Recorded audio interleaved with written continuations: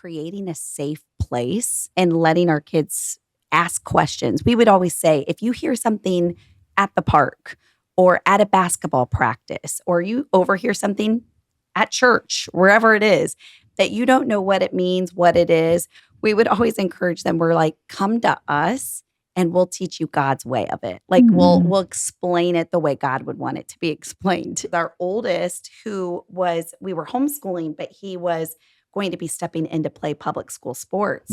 And for me, it was a real wrestle because for me, I thought, okay, he's going to hear some things and that are going to be different than our values.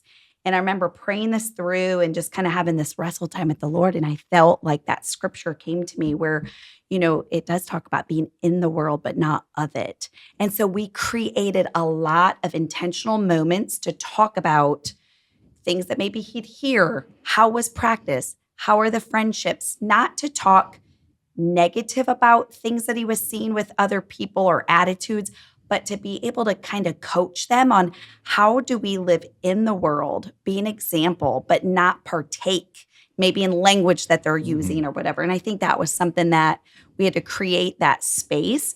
Another like really practical thing is we had family nights very regularly, weekly, didn't we? Yeah. Had fun with the kids, created that space to be able to talk and keep that, that connection. You've mentioned that twice, and I think that's absolutely critical, that parents are intentional about having fun as a couple and with their kids.